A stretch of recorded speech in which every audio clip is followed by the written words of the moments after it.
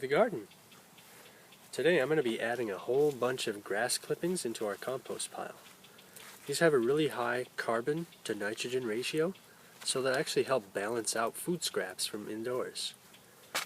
You want to work it in when it's still nice and light and usually pretty dry, so that they fluff into the material really quickly.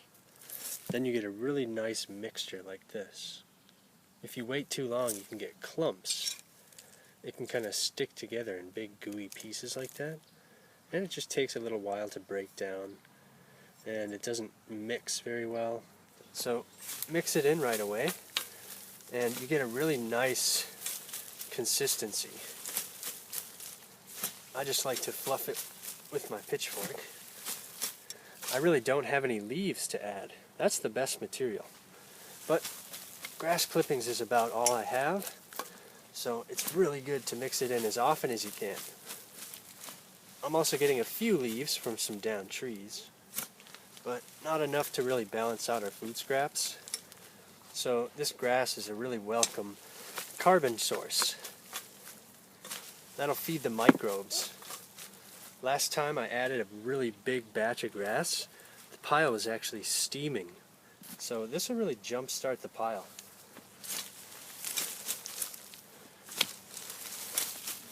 Just want to work them all in. Don't leave any clumps, because this will get wet and compress, and then it'll take a while to break down, and it'll be hard to mix.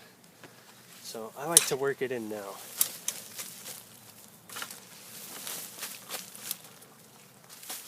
It's going to break down really quickly. It's not going to wad together.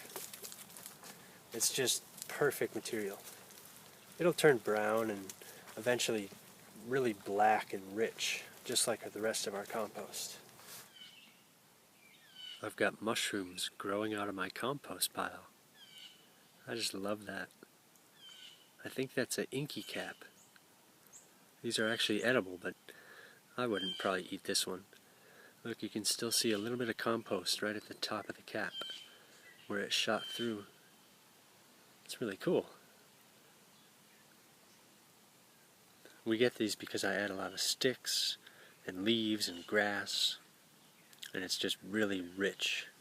But it has to break down first. So these little mushrooms will actually really help me out.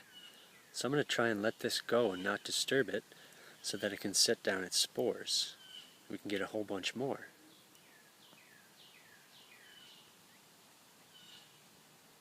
But check this out. Got a volunteer tomato. I'm actually going to transplant this out into the garden.